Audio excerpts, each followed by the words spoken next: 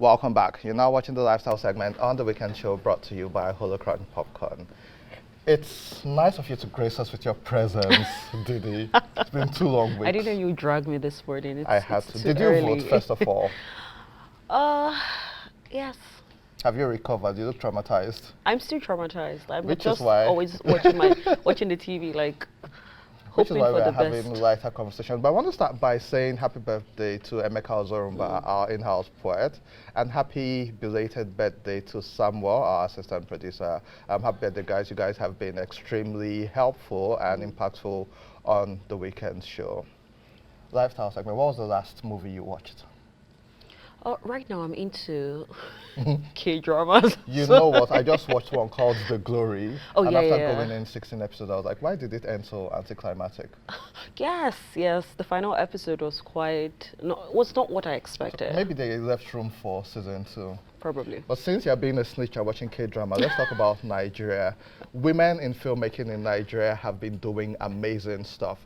And one way or the other, if you look at the movie industry, they are the leaders. I remember watching Rita Dominic, Liz Benson, Kate Henshaw, and most of these people are still relevant today. Yes, we have few of the men like RMD, but women have been taking the lead. But the most fascinating part is that when it comes to filmmaking, you have the likes of Kemi Adetiba, Mildred Okwo, Funke Akindele, Tope Oshi, and Jide Osibaru with her Brotherhood and Gangs of Lagos doing amazing work. But what I find even more interesting is that right here in the Federal Capital Territory, we have 2 brilliant young women who are not just filmmakers, but they've also put their time and effort into producing and creating movies that have a humanitarian edge to it. And so their movies and their films also go as far as touching lives and talking about societal issues which affect us every day in Nigeria. One of our guests has shot a short documentary film, Through Her Eyes, which I watched. The short documentary was released in 2017, and it tells the story of Aziza, a 12-year-old girl who was kidnapped and became a suicide bomber. The film was a semi-finalist at the Los Angeles Cinema Festival and was nominated in the short film category at the Africa International Film Festival.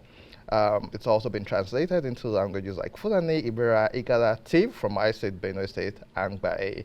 She is the CEO of a Nigerian-based multimedia company, Naira Media, founded in 2017. And I'll let Didi introduce her in a bit, but just before we call their names, we also have another filmmaker who I find it weird when I remember that she's a lawyer, but she's also a writer and filmmaker. She's also produced a couple of brilliant short films such as Loud Silence, Dark Circle, Transition, and she will be telling us about her latest project. Joining us in the studio we have Chavala Yetuma, who is a writer and filmmaker, as Andy earlier said, and Nadeed Ibrahim, another filmmaker. Good morning and welcome to the show. Good morning. Good Thanks morning. for having Thank us. you. Hi Chavala, hi Nadine. Hi, Andy. I'll start with you, Nadine. I've been following your work, and I think your work is absolutely brilliant. Thank you. I like the fact that both of you are here in Abuja with us. We keep on losing everybody to Lagos, and which makes me wonder what happens to the actors and actresses in Abuja. Do they all have to travel to get work done? But let's talk about you. Why filmmaking? I think for me, filmmaking was more of me wanting to be able to tell stories to a wide audience. I guess getting my opinion out there. I'm quite shy, so coming out and doing what you do is quite nerve-wracking. But being able to, get my views and opinions through like the arts of storytelling is really cool. Chavala, how did you first become interested in filmmaking? So I started writing for as far back as since when I was 6. I've always been a writer. I started with comic books, just writing stories, and then I just felt at some point it would just be so fascinating to just see that visually. And I started filmmaking in 2019 with no experience, nothing. I was just like, I would like to see what this looks like on film. And then I tried it and I fell in love. I fell in love with the process, pre-production. In fact, as at now, I prefer the process of filmmaking as opposed to the result. I know that sounds very, but the process is so beautiful. Just meeting people, creating memories, all of that. Yeah.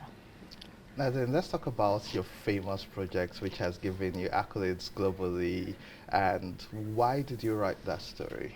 Why did you direct and produce that short story, Through Her Eyes? So Through Her Eyes was the short film, the first project that I decided to do on my own. And at the time, it was a very important topic for me because that was all the news was carrying at the time. Boko Haram was everything that the media was talking about. But for me, it was important to give a different perspective onto the subject. And people weren't really humanizing the young girls that were actually going out to do this. They were just seen as terrorists, you know? So I think it was important for me to like spark a conversation, but in a different direction. So yeah, we went with that story and it got a lot of good reception, and it did spark the conversations we wanted to have, so yeah. Okay, Travala, can you talk about a project that you're particularly proud of? Oh, really? Oh, I've done all of my short films have kind of been written to, you know, send a message, a social issue. You know, my first one was on mental health. The second one was particularly on domestic violence. And the one I'm currently working on, which is in post-production, is on gender discrimination and child marriage. So I'm in love with the stories because I wrote them, obviously. But I feel like the impact it has made, the ones that I've done, the reviews that I've gotten, the lives it has touched, I would say it's a very proud moment for me. Why do you like focusing on social impact stories in particular? Can you share that? I mean, I have an audience, and if I were to get a wider audience, I always want to send a message. And I'm also an activist. I've worked with, you know, several NGOs to, you know, send across a message. So I just want to use my art to tell all of these stories and send these messages, and hopefully it touches somebody. It's just so important to me that I do that.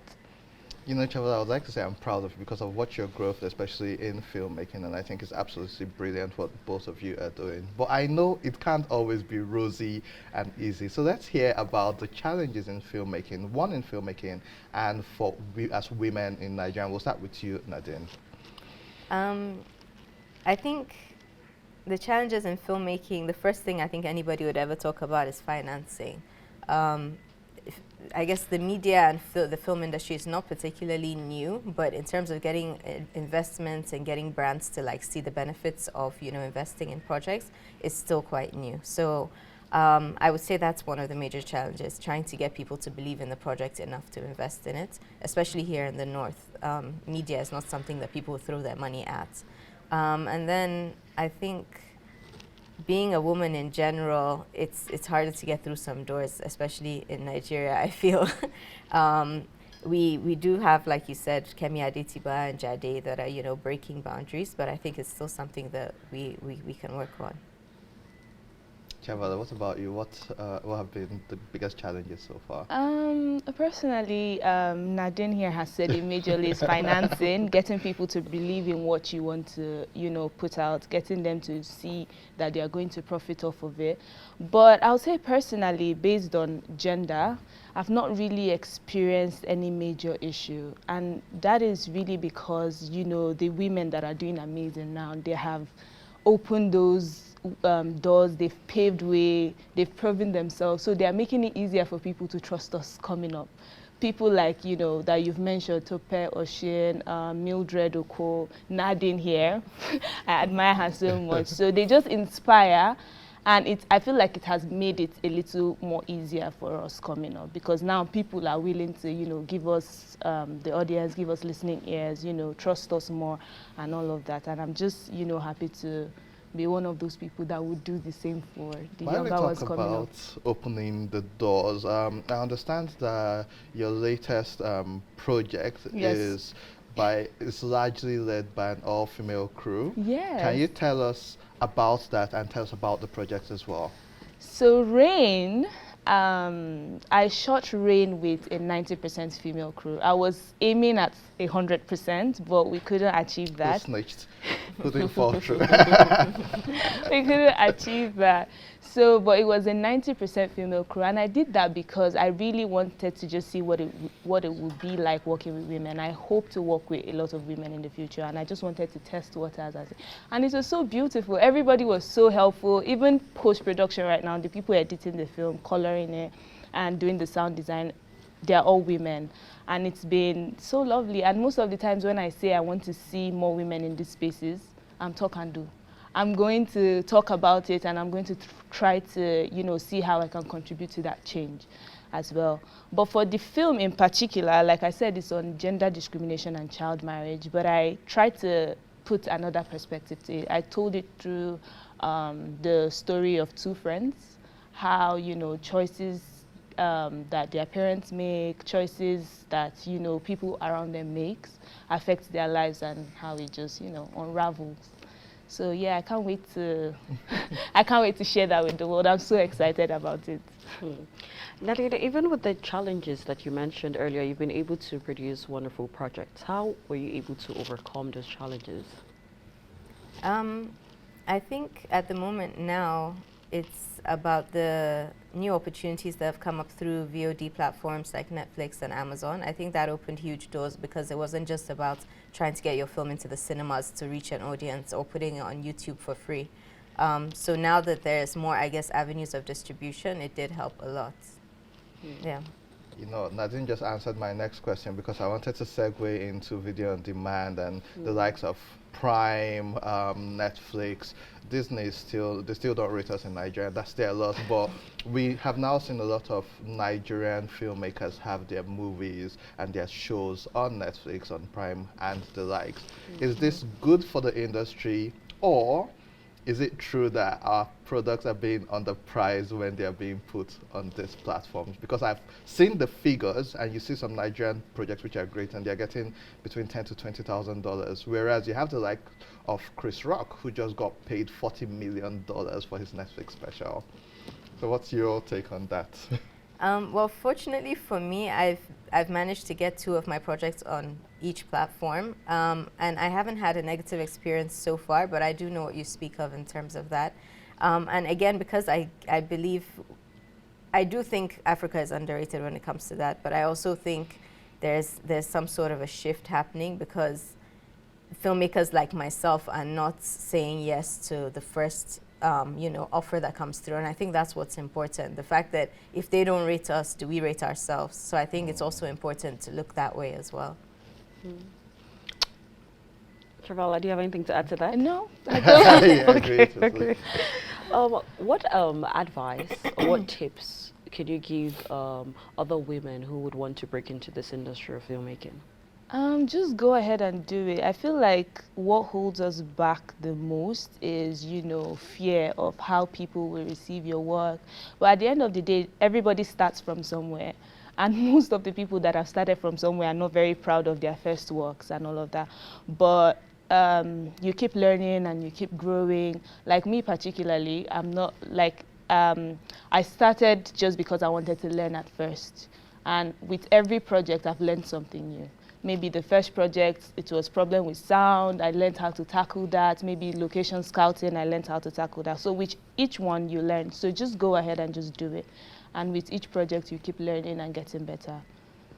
What about you, Nadine?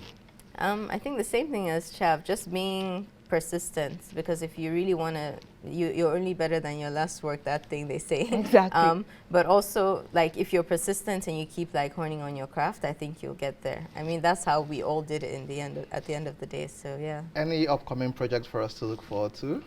Well, I currently have a show on Prime. It's called Beyond the Veil. It was just released this March. I saw the promotional videos for it. Congratulations. Yes, thank you. So that's what we're really excited about now, promoting that and, you know, trying to get as many views as possible. But yeah, so that's what we're working on right now.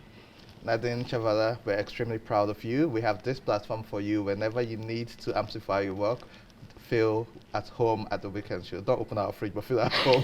But we're so proud of what you're doing. To our viewers at home, please go on Prime Video and watch Beyond the Veil by Nadine. She's an extremely brilliant and talented filmmaker. And look forward to the opening of Chavala's Reign, which would be out very soon. And when it comes out, we'll also share for people to know where it's happening and when. Or do you have a date Thank yet? you. No, I don't. Okay, so please communicate that to Of us. course I We'll will. be happy to amplify your work. Well done. You girls are doing amazing. Thank you. Amazing. Thank you Our so viewers much. at home, that's all we could take from the lifestyle segment. But don't go away. We have more for you after this break.